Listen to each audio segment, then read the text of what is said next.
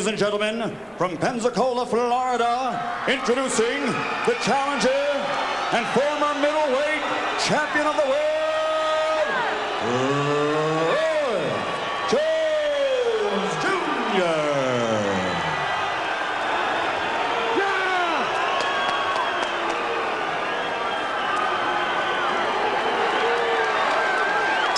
And his opponent across the ring, fighting out of the red corner, wearing black and weighing in at 167 pounds. He brings his outstanding record into the ring tonight of 44 victories without a loss. He has scored 29 KOs and has 2 draws. And while compiling that record, he has captured 2 world titles. Ladies and gentlemen, from Ann Arbor, Michigan, presenting the 2-time world champion and reigning super middleweight champion of the world, James Toney.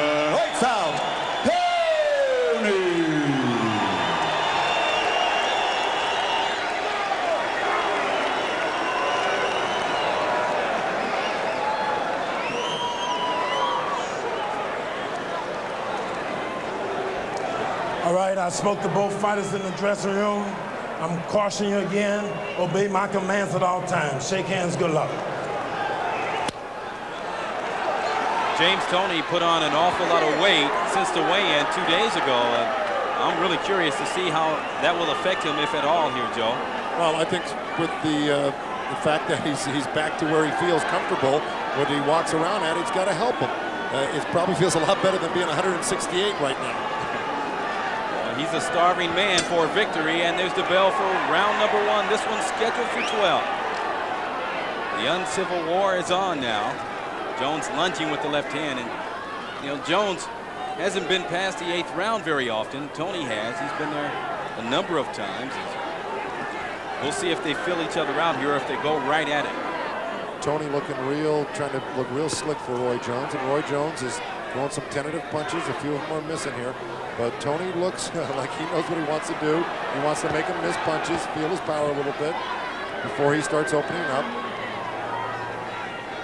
He wants to let Roy Jones Jr. feel that he's in control. He's the one making him miss. He'll walk him down. James Toney is a devastating body puncher. And we'll see when he starts his assault downstairs, as Roy Jones starting to pitch some shots here to get the early lead. Toney trying to be real indignant as to break down the confidence of Roy Jones right now. And Roy Jones doing things that normally land on other fighters aren't landing on James Toney right away. That jump in left hook, that little right hand, and Toney's just kind of enjoying himself, making all that miss. Here, Roy Jones just adjusted that left hook and threw it a little bit lower because he knew Toney was ducking underneath it. So that shows good skill on Jones's part by adjusting that left hook. For Toney, he just conceded the first half of round number 1. That's not a problem, I guess, when you know you have a 12-rounder and you believe you can knock a guy out. And I think that's what Toney has in mind here. Yeah, well, not necessarily sure he conceded this first round. We're only halfway through. The other thing is that, it's ring generalship as well. Who's controlling the pace? Who's making who do what? And right now, Jones has landed the only meaningful punches, but the round isn't over yet. Good counter left hook there from Toney. And Toney just missed the counter right hand off of Jones's lunging right hand, and then came back with a left hook, which did land. So this is not a lock this round for Roy Jones Jr. Part of the property that can hurt Jones is that left hand. You see he keeps it down almost like it's in a holster. Yeah, he does, but it comes out so quick, and he's got such great lateral movement that even though he keeps his hands down, he somehow finds a way to get out of your way. Nice right lead there from Jones. And he wasn't there for the counter right hand back from Toney, because what did he do? He slid right off to the side, which is the difficult part about Roy Jones Jr. on top of everything else. When he knocked Tate out with that left hand, that's exactly what he was doing. He was landing the punch and leaving the scene of the crime. Jones the aggressor here in round 1. Toney yet to really put that body attack together. Jones just left with his right hand down and caught a little bit. Richard's still confused about that 10-second clap, which was really just a 10-second warning for the fighters to let them know there's only 10 seconds left in the bout. Well, let me tell you something. Roy Jones Jr. got hit with a good little left hook by James Toney at the very end of that round, the last 5 or 8 seconds. They both landed a couple good shots there. I'm not too sure who won that round. It was very close. Here's the corner of James Toney. That's good. It's going to sit your hook. And that's the first time I've ever seen that kind of distraction, We starting out right, baby. The timekeeper was just giving a 10-second count. Well, Richard Steele misinterpreted something else other than the bell for the time, and I doubt if that's going to happen again the next few rounds coming up, because it was just a 10-second warning with the timekeeper claps their hands or hits the mat to indicate 10 seconds, but a little miscommunication. Way to work, Jones effective with his sticking and moving back in round 1. Toney, confident, just took his time and landed a pretty good left hook. He landed a couple left hooks and a couple body shots, which could have evened up this round on a lot of judges' scorecard. He looks the more confident right now. Roy Jones was breathing a little heavily at the end of that round. I'm sure it's nerves, but Toney is, boy, he's cold as ice right now. Jones taking his time now, so is Toney. The thing that Toney can do well is, along with going to the body, is he can take a punch, and he even said in the press conference that he likes to get hit. Jones will oblige him there. Jones threw that first left hook and missed again.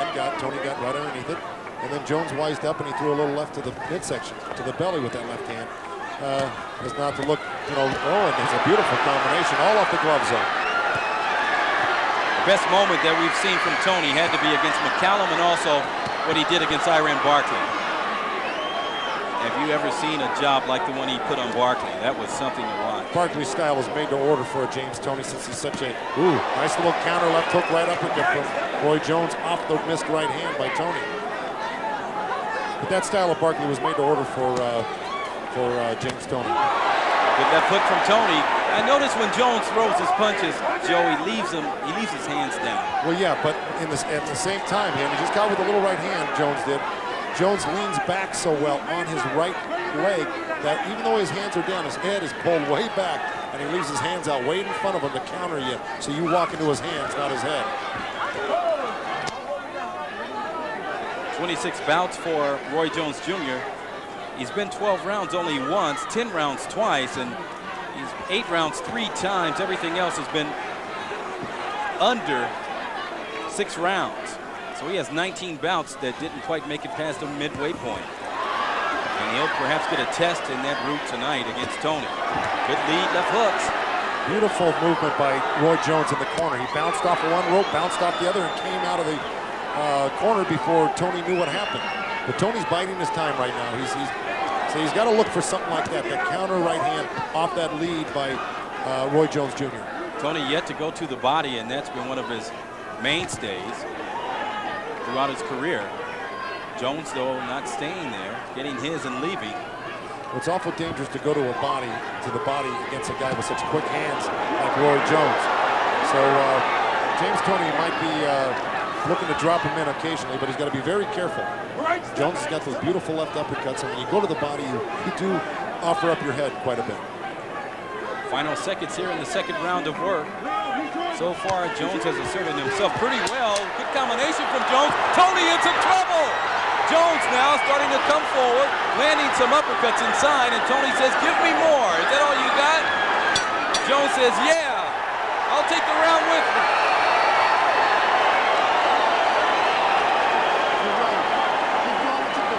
Well, you know, right now, as I see it, Roy Jones is able to do what he does best, and that's use his speed, encircle you with his feet. It's going to be James Toney's job now to corner Roy Jones, to pin him against the ropes. He's going to have to start mauling him. You cannot look to counterpunch such a quick guy like Roy Jones. You've got to really go. And here's a little example of his quickness. There's 2 left uppercuts, 2 left hooks, another left uppercut, right hand, and you know, he's just so accurate, even though he missed his last couple. those did land. Now, they didn't hurt James Toney. Keep your control, just Great like chin. this. You're doing good. But I'll tell you, they add up and they score points. So Toney cannot linger around and let Roy Jones outbox him like that this next round, or he's going to dig a deeper hole for himself. Initially, with the naked eye, it appeared as though when Toney jumped back that he was somewhat staggered, but he was actually just gaining his balance. Exactly. And now the body work from Toney. Some big headshots there from Jones to keep him out of the inside, though. Jones the quicker of the two. Would you agree, Joe? Well, he is at this point. Right now, Toney seemingly thinks he knows what he has to do, and that's to put the pressure on. But Roy Jones came off the ropes when he got pinned there with some beautiful shots back at Toney. Oh! Big left hook, and down goes Toney! He was caught showing off. He did by that patented jump-in left hook. He got suckered into it. I don't know if he was off balance as much as hurt. I think a little of both, but I don't think he's as hurt as the people might think he is here, because he was fooling around. You know, Jones actually stuck his hands apart as if to joke, and Toney did the same thing, and Jones was too quick before Toney could get back defensively, and Jones starting to put it together here in the third. A minute gone by. Here comes Toney now, loading up the right hand right in the corner of Jones, and that has to surprise many people here, including myself, and I have to figure you're probably surprised at the power of Jones as well. I'm not surprised at the power of Jones at all, but I am surprised that James Toney has taken this long to really put some pressure on. This is what he's got to do, just like that, to make this fight happen and get his counters in. He's really getting hit by some counter shots from Jones here. Jones's hands and his feet, everything a lot quicker, and his confidence growing. That could be dangerous, though, against Toney. Good counter by Toney, his best punch of the fight. But look at Jones, he's a scary dude. They're both scary, but I think Jones is even scarier because he's so darn fast. But I'll tell you, street, ring, anywhere, you wouldn't want to fight either one of these guys, especially Roy Jones at this point. So far, it's been all we figured it would be. Jones scoring the knockdown. It was more than a flash knockdown. Toney was off balance, but the power of the left hook kind of knocked him into his own turnbuckle. What I want you to look at, Seat, is even though you just saw a missed right hand, is look at Jones when he gets pinned on the ropes and he ties up Toney. He looks around at the crowd. It's like he's just wrestling with his baby brother. No problem. He's got so much. Look at him. See? Looks around. No problem. You know, I can deal with that. He's really an amazing guy, full of self-confidence. And look how low his hands are. Toney nearly caught him that time with the left hook. But you saw what happened. Jones had his hands down, but they're so quick. He leaned back and caught Toney with a little left hook. He's just so quick. You don't fight like this unless it works for you. And this has worked for Jones so long, it'll work for him tonight as well. He is so quick. Toney is right now finding out that he may not have the quickest hands in the sport, but we know he has the street toughness. And you look up under the right eye of Toney, who appears not to have his game plan working for him right now, and he seems a bit confused or